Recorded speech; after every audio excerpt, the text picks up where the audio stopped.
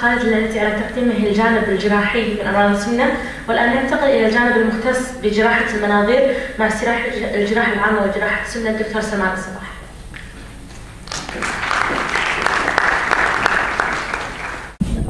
السلام عليكم. I'd like to thank the organizing committee for inviting me for this lecture. I think so far it was an amazing conference. I really like to thank all the organizing committee for this amazing conference, and hopefully we can see it more and more. So today we will talk about the endoscopic treatment of obesity.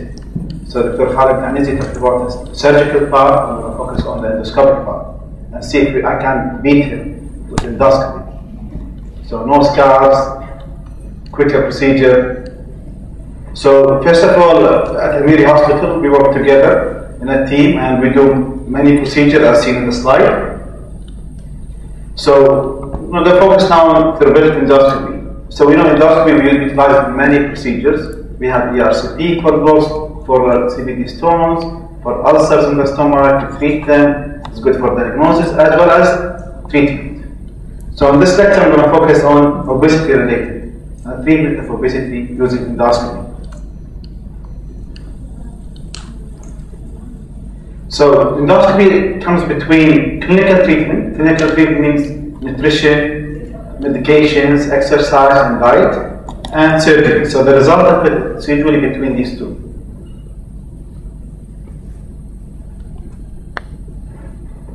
So first I'm going to talk about the gastric balloon, the balloon method. So this is how we do it. We use endoscopy to the stomach, and then we inflate a balloon using normal saline, and we add also to it methylene blue dye. And that's because if it's leaked for any reason, you can see it in the urine. The urine will turn green. So the patient can come to the emergency room and we can remove it. So it's a 10-minute procedure. That's what the balloon lies in the fundus of the stomach. And then for removal, you can see with a special needle we go in, we puncture it, and then we deflate it and we remove it. Again, the removal will take about 10 minutes. So the balloon will stay in the body in the stomach for 6 months.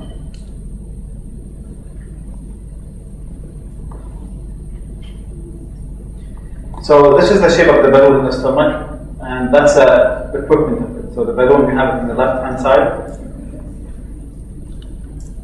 And also in the X-ray, that's how you can see it. But of course, because it has only one part that's radiolucent, and this is important for us when the patient comes to the emergency room. You have to focus. If the patient gets history of balloon, you can see it on the X-ray, but only with the bar. The bar, the only one was the radiolucent part. So there's many types of balloon. This is another balloon that stays in the body for 1 year. The previous one was for 6 months. This is for 1 year. 1 year, and we can adjust it. Adjust it meaning we can add more volume to it. And the patient usually, if the volume bothers him, we can remove it or we can increase it, depending on the patient's symptoms. And that's how we do it. So again, with endoscopy, we go in, we put the balloon, we inflate the balloon, and we leave it there for 1 year in this case. Doesn't require any surgery, no cuts in the body, takes around 10 minutes.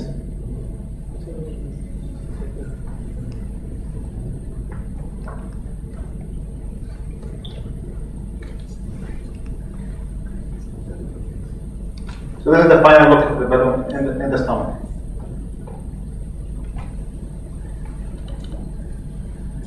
So there's many different types of balloon. I mentioned two. This is the third one. It's kind of two balloons instead of one. So one stays at the fundus and one below. And still the result of all these three balloons, we know that it's about 40% to 50% excess weight loss during 6 months.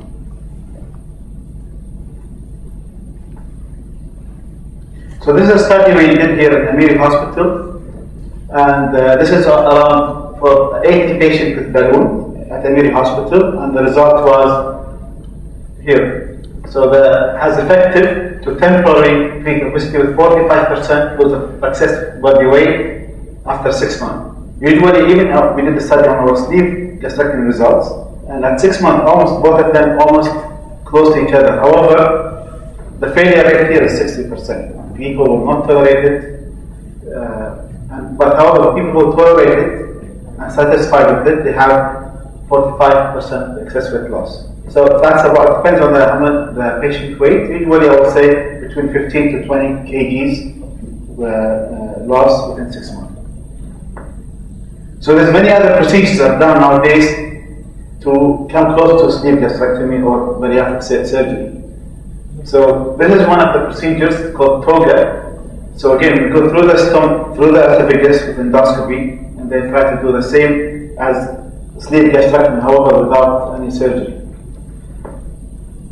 So here, the way we do it, so we use a large size bougie, and then we go to the stomach, and then with this special instrument, we can take stitches, so we can close the stomach from the inside, not from the outside.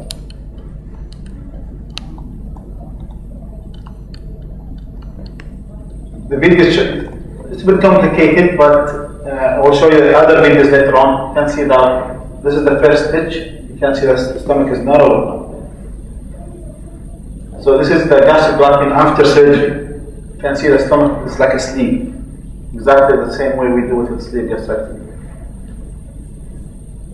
So this is studies that show that the safety and the good result of toga. 2 studies here, you can see that they are safe, early weight loss, and the quality of life is good with these patients. However, it's a limited number of studies going on in the States and in South America about it. And this is the result of 2 studies. At 6 months, they have 46% weight loss. However, the first study, the first line here, it's the first trial they did. They modify it, and now they have a result of 46 excess weight loss at 6 months. However, this company went bankrupt, and it's not done anymore. Okay. So this is another procedure, also done by endoscopy.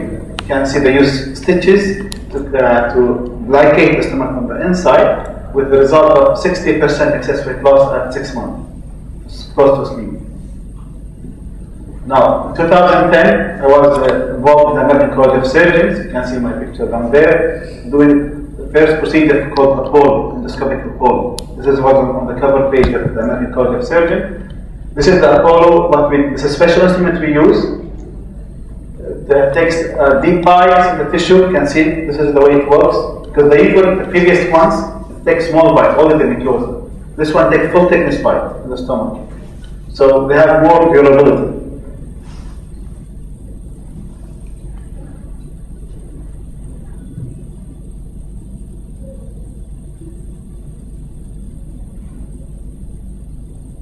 The idea behind this video, I'm going to show you how this instrument works, and then I'm going to show you how we do it in real life. So you can see, if this is a cut, it closes this way. So it switches automatically. Now, this is a real life case. So we go on with endoscopy. You can see the needle there.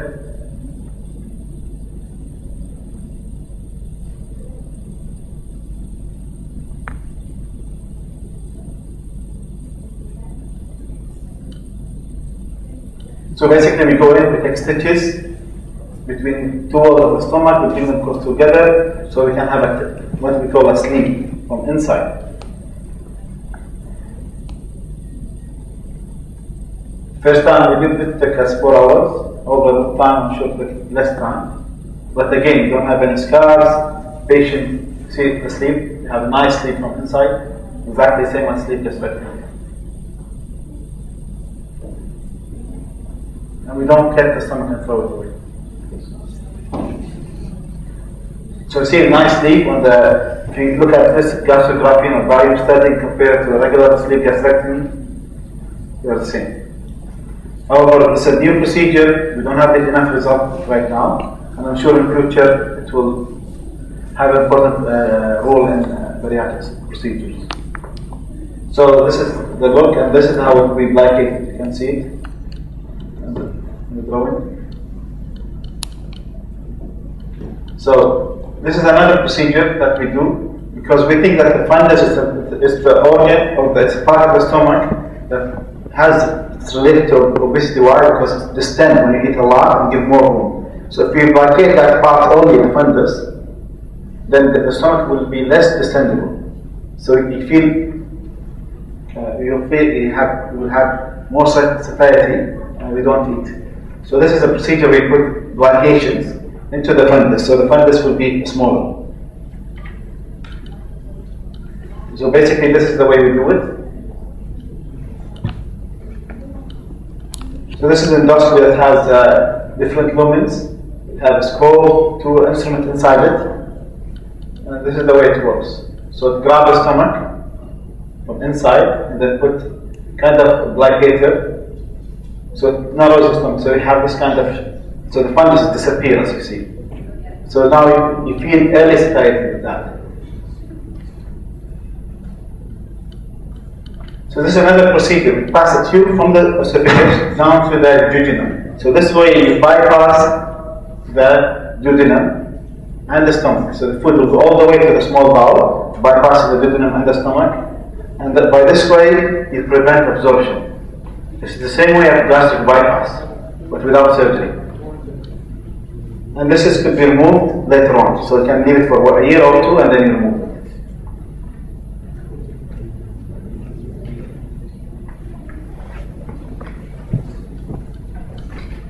So here, this is a new procedure called endobarrier. This is now becoming more and more in North America. Basically, it's a 60 centimeter long sheet. You can see it on the left upper.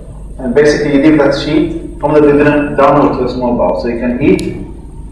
You're happy, you're eating. However, you don't get the food would not get absorbed. So you lose weight. This is important for diabetes. We use it for diabetes because we bypass the duodenum. So basically, how we do it, basically we pass the endoscopy and we put the sheet in the duodenum and we leave it there for a year or 2. So the procedure, you can see it here. So basically, you can see that this is the patient's mouth. We pass the guide wire under fluorescent. We put that sheet into the duodenum. And you can see it now with endoscopy.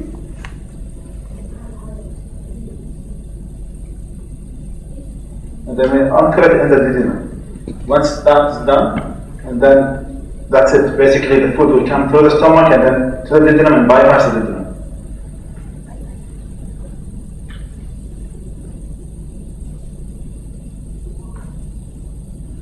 So that's how it would like. So basically the food will bypass everything and then will go directly to the duodenum where it will meet the bile and the pancreatic juice for absorption. Exactly the same as bypass, but without any surgery, without doing real anastomosis, just basically a sheet. You're laughing, huh? Okay, so basically that's it. And for removal, it's easy. We go in after 2 years.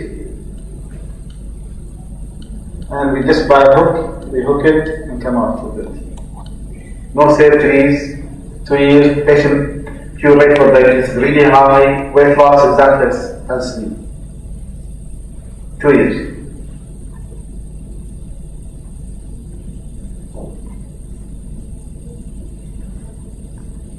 So we use also fluoroscopy all the time to make sure that we don't injure anything when we pull it out. And that's it. Half an hour procedure. Now, this is to show you here to compare the bypass to endobarrier. So the same thing. However, there is no restriction here. You can eat whatever you want, but nothing will be absorbed. So these are many studies on endobarrier showing that has good result and resolution of type 2 diabetes, and more studies will be coming in also.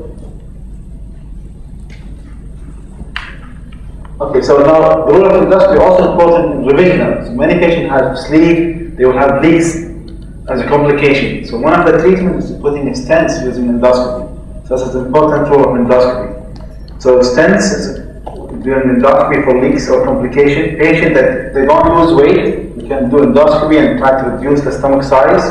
So there's many other functions other than primary procedure. So we can treat obesity as a primary, also can treat complication or failures from bariatric procedures. So if we compare bariatric procedure to endoscopy, So surgery wins in terms of weight loss. Okay. However, if you compare it to mortality and risk from surgery, balloons or endoscopic procedures win. And of course, if you compare it to clinical treatment or diet or nutrition, endoluminal again win. And there's many studies to illustrate that. So, just to say now, to end my talk, there's many procedures nowadays that are being developed to do the same bariatric procedure, however, through endoscopy. And I think this will be a future. You can see here they're using a robot to do that. So no scars, no post-op hernias, no wound detection. So many advantages for that. However, it's very it's difficult to do, and it costs a lot. And it's like telephones. When they started, Nokia, let's say, was not that, good. However, nowadays, and it was so expensive, nowadays an iPhone costs much less than we expect. So with time, with technology, I think the cost will go down and they will be better at it. So take questions. Thank you.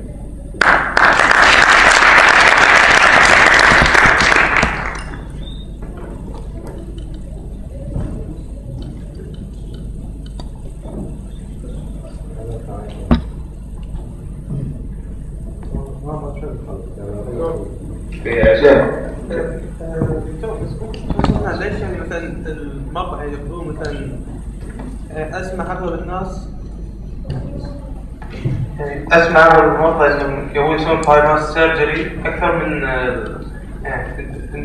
اندوسكوبيك بروسيجر. يعني ليش؟ عشان يقولون مثلا اسرع ريزولت اسرع يعني مثلا متوقعين او ليش؟ لا هو حاليا البرياتريك بروسيجر اللي هو سليب والباي باس have better result than those. These are temporary, as I mentioned, 2 years old. These are new. None of those were done in Kuwait except balloons. Okay, so when it's new, so we don't have results to compare. However, if this comes into the market here, I think the game will change. I think. But until today, bariatric surgery is superior to endoscopy for sure. They have better results in terms of weight loss and resolution of diabetes and so on. But these procedures, if they do it well, then we can talk about comparing these two together. Meanwhile, it's a new procedure and it's most of them under research. However, they are promising.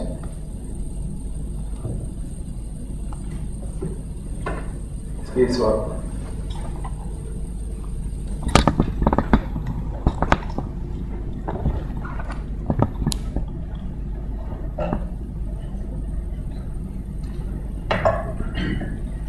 يعطيك العافية دكتور. صراحة كان العرض amazing يعني، بس أنت سلطت كل bright side of the endoscopy. Can you tell us about complication? What's the bad side of it? Excellent question. I think this is important. However, because of time, I didn't focus. I want to show you all the procedures done nowadays. So complications, each one has its own complication. I'm going to talk about balloons because it's the most common procedure done. So balloons, the first week or two, the patient will have a lot of vomiting, nausea, and abdominal discomfort. However, sleep maybe the first 2 days and that's it. So that's the advantage of sleep over balloons. Now balloons, you need to be removed as well. So in 6 months you have to come back and remove the balloon. So it's a temporary. There is also a report about leak from the balloon itself. That's why we put the blue dye. So what happens if it leaks? Usually if you notice it early and it leaked, the patient will see green urine. If it comes to the emergency room, we have time to remove it. If the patient ignores it, then it might go down to a small bowel and cause obstruction. And there was a report on that, obstruction due to balloons. So this is the complication. Mortalities are, I didn't see any mortality with balloons in the literature as well. However, we had one case in Amiri Hospital developed pancreatitis. Whether it's because of the balloon or because of something else, we are not sure yet. Okay. I have a question. I think about the weekend and cutting procedure, right? The one that is similar to the bypass. Okay. Yeah. In the barrier. Yes. I would like to know the complications that are other than leakage. Like, because it's similar to bypass, as one of the colleagues mentioned, why do patients go to the open surgeries rather than doing an endoscopic one, where they can then just take it off? Okay, good question. I mean, I just told them that these procedures are new. Still, there's not many studies about that, and they are temporary. They're only for 2 years, and today they are only for 2 years. After 2 years, the patient, what will happen to him? He will gain weight, diabetes will come back or not. This is all to be solved. It's only temporary measure. Bypass, it's a long-term measure. We have 20 years data on it. And the complications of such stuff? Yeah, and the barrier complication, again, because we have to have special hooks that will stick into the duodenum. Sometimes this hook goes deep, it may cause perforation. And when you pull it out, and if you're not careful with the hooks, it may tear the esophagus or tear the stomach while coming out. Yeah, one more question. What about ulcerations, like with the balloon or with the tubes? When you keep them for a long time, you're compressing against the mucosa. So, isn't there a risk of ischemia and ulceration? Yes, that's a very important point.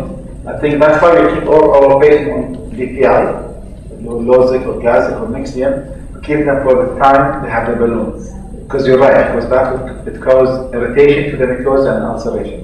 So that's we prevent it by giving the patient PPI. Okay. However, if the patient has pre-op as an ulcer, we don't do the procedure for him. يعطيك العافية دكتور. I have a question. ايش كثر ايش كثر المدة بعد الاندوسكوبي يقدر المريض يلعب رياضة أو يسوي extensive exercise? Okay, good question. We suggest the first week for rest because they will have nausea, vomiting anyhow. So after that they can do whatever they want. No problems with any exercise, no problems. Even for traveling, I ask them first week to stay in Kuwait and then they can travel. السلام عليكم دكتور. يعطيك العافية. اللي قلت عنهم السايد افكتس اللي هم نوزيا وفوميتنج تخلونا مدة الأسبوع وتروح ولا تعطونا انتيماتكس ولا انتينوزيا؟ We give them antiemetics and many of them will end up in the emergency room getting IV antiemetics and then things will resolve. That's why I say the success rate 40 to 50% in Kuwait. We did a study in Kuwait. Because 50% of patients will not tolerate the procedure because of vomiting and nausea. So only 50% will go through this procedure. And from those 50%, we have good result.